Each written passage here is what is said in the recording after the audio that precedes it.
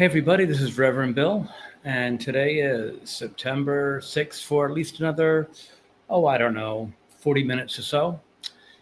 And we've got a lot of things to cover, so let's hop right on over to that. Let's share our screen. Share and. And this first story saddens me to no end. How many times do we have to do this? Uh, Another beautiful girl endlessly had to have her life ended uh, for no good reason that I can think of. Dakara Thompson, Maryland resident. On Sunday, her body was found dumped on the side of the road. She was a missing teen.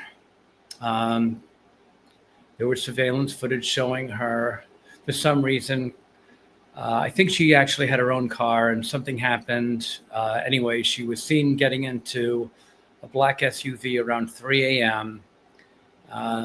She climbed into a car that went to a house in Bowie, I guess, where she was seen murdered in I guess you went into this guy's house, and the police later found out enough evidence to see that she was murdered in a bedroom of the suspect's house. To no one's shock or surprise, he was an illegal alien who had previously been arrested. We're going to get into that and let go. This, by the way, I want to give people their credit. This was I got this from New York Post. A lot of the stuff I'm going to be going over today, I got from the New York Post. This actual story comes from WTOP. This illegal alien was previously arrested. This one's particularly painful. He was arrested for a DUI, and he was let go in Maryland. The part that really gets me on this one is he was arrested by the United States Park Police, the USPP. They are not, this wasn't a sanctuary city environment, but these are not held by sanctuary city laws. Now, let me just get this off my chest, because anyone who knows me knows that I am absolutely disgusted by sanctuary city laws.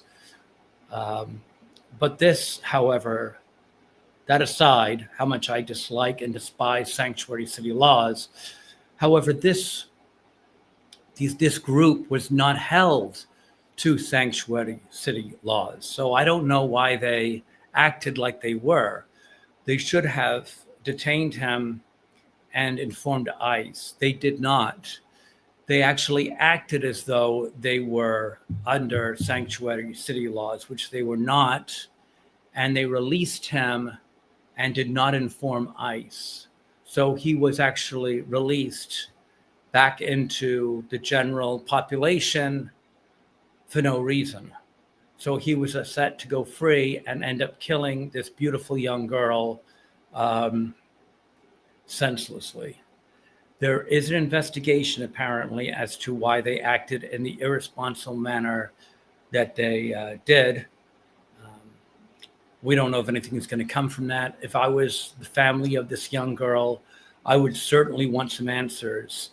As far as a lawsuit, who cares? I mean, if I was a family, I'm not sure money can actually make up for any loss, but there was certainly some negligence in here, and I would want some answers as a father or mother. This girl was a beautiful young girl, 19 years old, and her life ended for no good reason that I know of. And I would like to add that I want to know where all the Al Sharptons and Jasmine Crockett's are that supposedly are for the black people. I don't really think they are for the black people. I think they are anti-white, because if they were for the black people, they would be out speaking about this, but they don't. It doesn't seem to match their agenda. I think their agenda is just anti-white, because I'm speaking out for her, because I'm for all kinds of people. I'm not just for white people. I'm for black people. I'm for any people, especially Christians. And this stuff just absolutely kills me. So if I'm speaking out, why aren't they? But anyway, this needs answers. This definitely needs answers, and I'm really want to hear from them, and I want to know why these people acted so irresponsibly. That there's a dead girl now that need not have died. Um, I just this is ridiculous. This man should never have been in this country. That's up to Biden. And then he should not have been released. And if they crossed over, if they crossed their signals over because of the sanctuary city laws, number one, there shouldn't be any sanctuary city laws anywhere. And number two, these guys should know their job and know what they have to do and what they shouldn't have to do. And if they released thinking that they were obliged to follow sanctuary city laws, why didn't they know their jobs? Because this is just absolutely there's no excuse for this. Moving on, I guess, because there's no point in just ruminating over it. This is a little interesting. I found this. There's different kinds of possession. We're going to be hitting on paranormal a little bit later on as well, for a few reasons. But I found this one kind of interesting. As I was reading the Bible, also another thing, it comes up a couple of times. I want to be clear on possessions. There's more than one kind, and one of the kinds people are less probably aware of is when witches want. When I say witches, I mean wizards. Witches are generally women. Wizards are actually, or sorcerers, they're known as, are men, designated. Same thing, just they're males. And there's different categories of that, and I'm not going to get into that right now.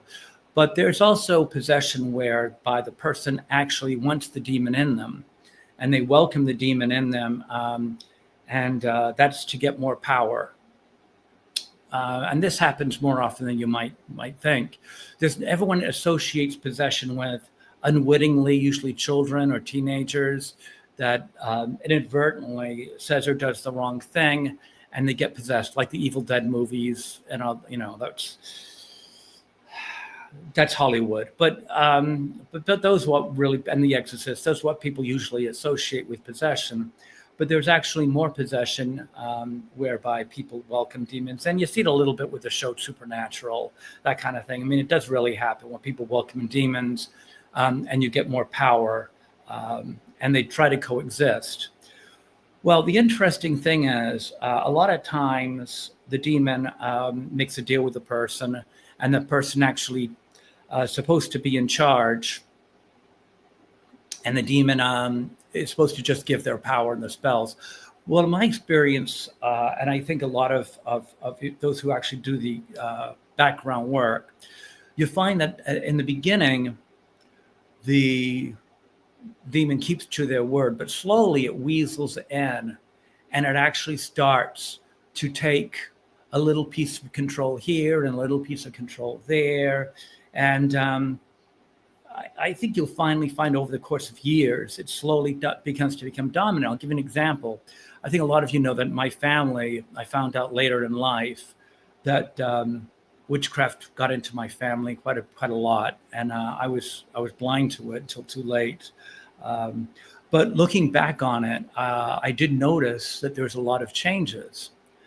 One of the things that was very interesting to me is the changes were subtle, but they were kind of noticeable over little things.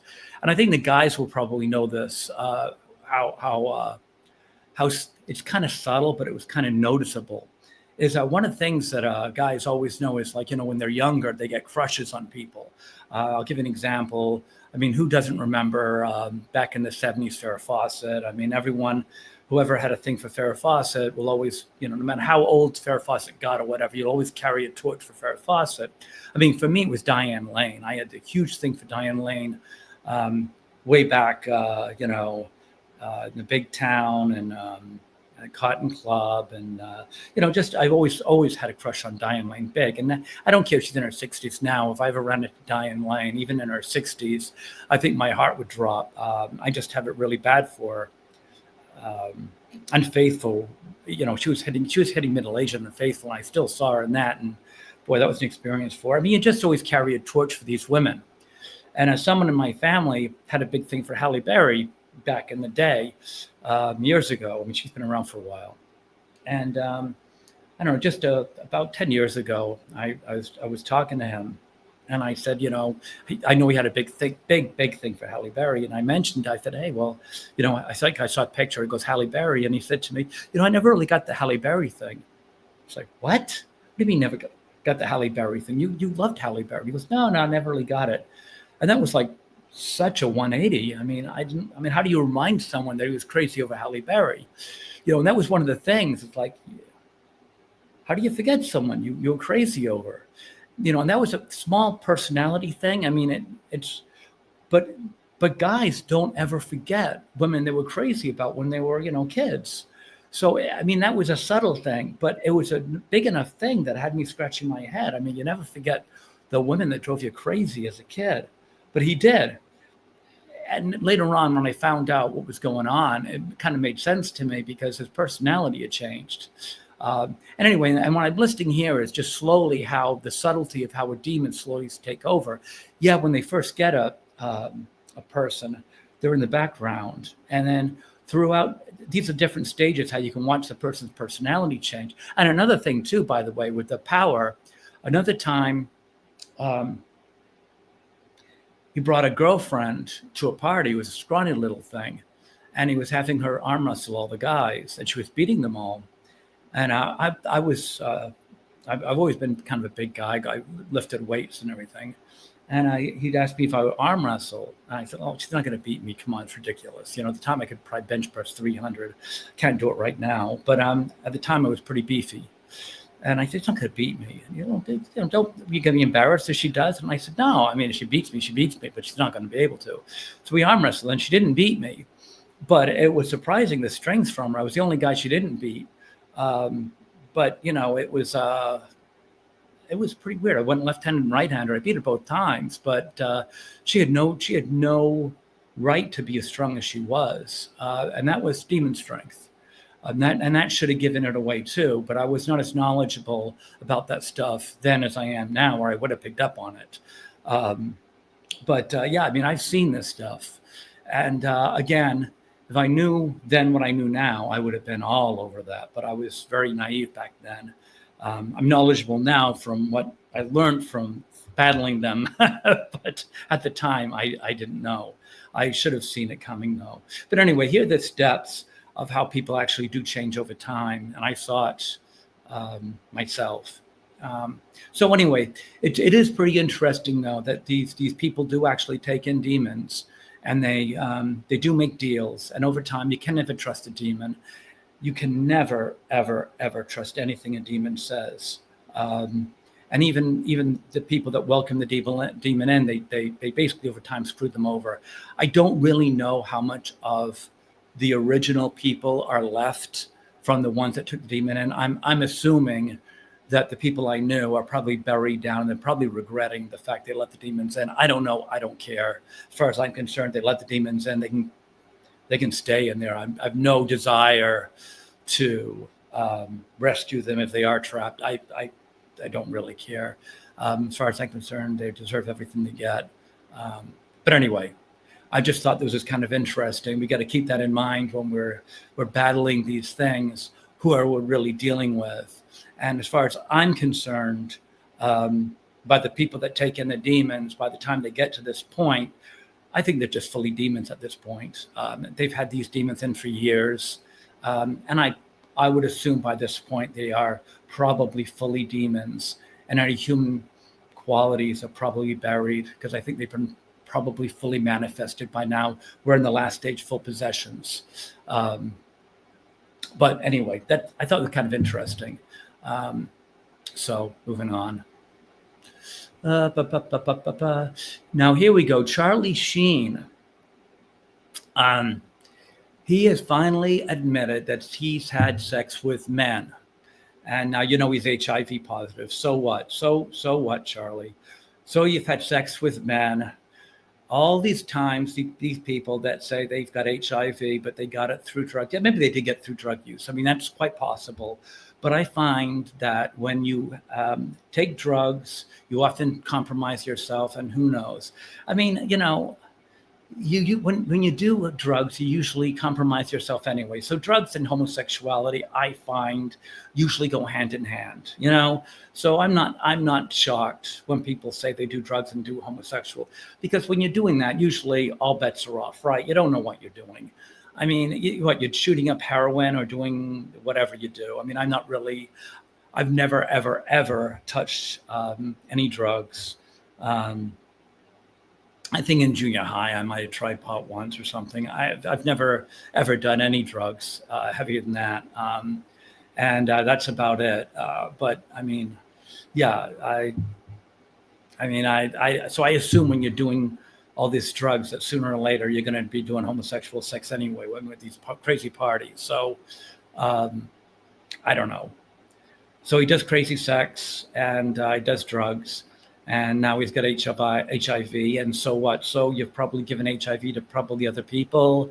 So you've got HIV. You're going to probably die soon, or who knows? Maybe you're going to prolong your life. So maybe you're going to have sex with other people and give it to them. I don't know.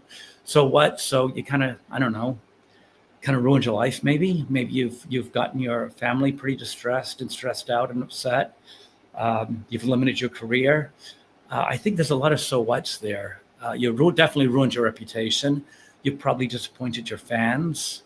Um, I don't know. That's a pretty big so what, if you ask me, Charlie. Uh, I mean, if I had HIV, I think I would let my family down. I think I'd let my friends down. I think I'd let myself down. I know I would let the Lord down. Um, so what? I mean, personally, if I had as much baggage as you, and I would say, so what? Like there's nothing to lose. If you really think, Charlie, that you've got nothing to lose, so what? Then you probably in a very low place. Because so what to me is like I got nothing else to lose. So what? That means you're in a very, very bad place. You got nowhere to go but down. Nowhere else to go. You're as down as you can go. I mean, so what means I can't go any lower, right? So what? So if you're at a place where you got nowhere else to go, you can't go any lower. That's a pretty bad place. So, yikes. Yeah, I find that really bad, and I find this really horrendous. So just when we think we got nothing else about to say about Joe Biden, I mean, he's already been responsible, as far as I'm concerned, for killing a beautiful young 19-year-old girl. Now we find that he was anti-Christian. So we found that Trump has sent out a task force, which has been spearheaded by General Pam Bondi, and she's found that he has been doing things by limiting humanitarian relief aids to Christians and declining exemptions for COVID. Basically, he's been anti-Christian. He limited humanitarian relief for Christians, as I mentioned. He had declined exemptions for COVID-19 to Christians. Again, I mentioned humanitarian relief to Christians was limited. Muted response to attacks against Christians. Put record-breaking fines on largest Christian universities, including Liberty University, 14 million. Grand Canyon University put a $37.7 million fine on them.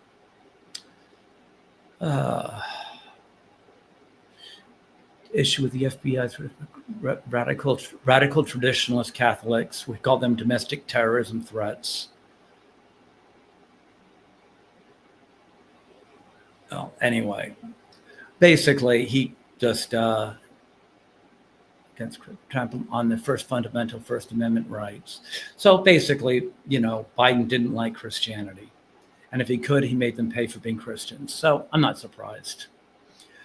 What would a podcast be without visiting our very, very good friend, Kilmar?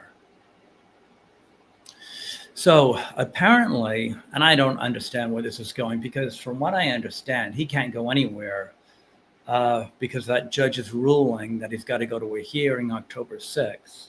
So I'm not sure where this is going, but I report in the news as I see it. Kilmar Abrego Garcia is now looking to be deported to a tiny African nation. And this name's going to kill me here. Eswatini? Eswatini. He was given a list of countries he could get deported to, and he picked 22 countries he could not live in for fear of persecution or torture. So here is my question. If he's just an innocent, run-of-the-mill, Joe average guy who just wants to live with his family, why is he such a desperado that there's 22 countries he cannot live in fear of persecution or torture? That sounds to me like he's a wanted desperado. If there's 22 countries he can't live in for fear of torture or persecution. So which is he? Is he Joe Average or is he a desperado? He sounds like the second coming of the Shah of Iran, if you ask me. He can't go to Uganda. He can't go to Mexico. He can't go to Costa Rica. Now, wait a second. Costa Rica already said that they'll welcome him with open arms. He speaks their language and he will not face any jail time at all. They'll welcome him to go live there and they speak his language. So I don't know what the problem there is. Oh, Guatemala, Brazil. Well, Brazil speaks Portuguese. I don't know what problem he would have there. I mean, Portuguese is not exactly Spanish. Although I've actually managed to talk to someone. I can get by with Spanish, and I was able to talk to someone with Portuguese. So he could probably get by in Brazil. Now, it won't be easy, but he could do it. Anyway, this comes from Fox News, so you know where I'm getting my information. But yeah, so I don't know. I mean, 22 countries, you can't live there. What is this guy's just a taxi driver, I thought, or something. I don't know. Very interesting. So, but he does actually have that issue where he's got to go to October 6th for that hearing, where he can't go anywhere. So I'm not sure what's going on there. But let's just see what happens. Okay, now, this is a movie that I did watch last night. Now, let me tell you about this. The Warrens are a very interesting couple. I have watched their interview about this case. And I saw this movie last night. The Warrens were legitimate. I will tell you that. The movie is based on a true case, but the movie is very, very flawed. It's added a lot to it. And if you're going to watch the movie, that's fine, but I would not watch the movie as if you're watching the actual case. The movie is not realistic and it's not accurate. I'm not an expert on this case. I just watched their interview and they didn't cover everything. But I mean, I can tell you a couple of things just off the top of my head that I know, and I'm not an expert on this in the least. But I can tell you a couple of things that just stood out from my casual knowledge of the case. And again, I am not an expert on the case. I did just casually watch an interview with them talking about it about 3 or 4 months ago. It's not fresh in my mind, but I do remember them talking about it. And I could just from memory tell you flat off the top some things I remember that are inaccurate. Now, for those of you who didn't watch the movie, I'll try not to spoil too much of it. It's not really a movie where there's really a lot. There's no real spoilers in it. I mean, per se, it's kind of a lot of things going on. So I don't really think there's one thing that's going to blow the movie for you. So, but if you do, there are some spoilers. So if you really do want to watch the movie, although I don't really think it's all that great of a movie that it's going to blow anything. But if you got your heart set on it, it's only a 6.3 on IMDb. I think that's kind of generous. But if you have your heart set on watching it, you might want to just, skip through this or stop it or whatever. Because I am going to probably mention a couple of things that are spoilers. I don't think it'll ruin the movie, but whatever. Anyway, this is The Conjuring, The Devil Made Me Do It. Here are where the movie, I think, took liberties that were inaccurate, and it's not part of the real story. So in the movie, um, the boy, the man, I guess he was, I guess I got the impression in the interview he was younger than he was in the movie. I think in the movie Arnie was in the mid-20s, maybe. He might have been older than that. I got the impression from the interview that I saw a few months ago that he was more of a teenager, but it doesn't really matter his age. But the point is, in both instances, he was in the room. And in the interview, I got the impression that he said to the boy and to the demon, he asked the demon to go inside him subtly. In the movie, they made a big point of him picking up the boy and screaming for the demon to get inside him instead of the boy. They made a big point of it, and Ed saw that. And I think in the movie, he had a heart attack and he wasn't able to tell anybody. That was Hollywood. In the actual interview, I don't think he had a heart attack, not that I remember, but I got the impression in the interview that it was done. And it was done. I actually got the impression it was done in a separate room and no one knew. But regardless whether it was done in a separate room or not, no one knew except the boy. So it was done. No one knew that the boy had taken the demon in. And that was the problem. The problem was the boy took the demon in and he left, and no one knew. That was the problem in reality. And the movie, they Hollywoodized it and they made it a big thing, and everyone knew that the demon had gone into the man, and the movie was a man. In the reality, I think it was a boy, like a teenager or something. I don't know, but I mean, it was Hollywoodized. In reality, it was more shocking because no one knew. To me, that would have been a better story, but regardless, it's Hollywoodized. That was a kind of a big point to me. I always say that the Warrens were real, but I disagree a lot with their tactics. And that was one of the things I disagree with. I would never have done that with a person who was not qualified to be in the room. I don't know. They seem to always have different people in the room with them when they do these things. And I would just find that to be something I would not do because of that. The people that are in there, I think, should know what they're doing, so stupid things like that don't happen. No, don't get me wrong. I don't blame the Warrens. I think the Warrens were very good people, and they more or less got the job done.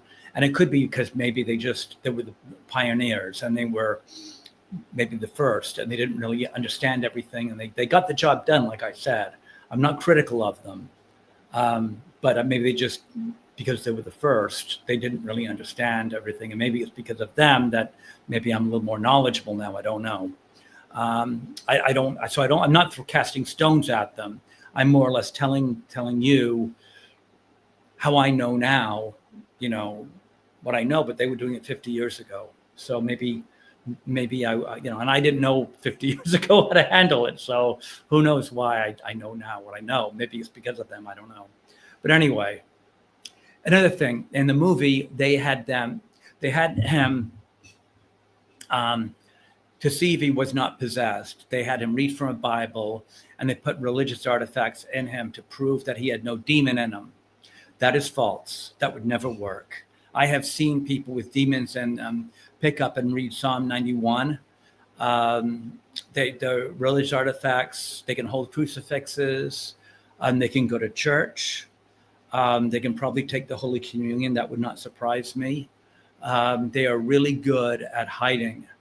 I would never, ever say anyone was not possessed because they had religious artifacts or can read from the Bible. I've tried that, and they fooled me.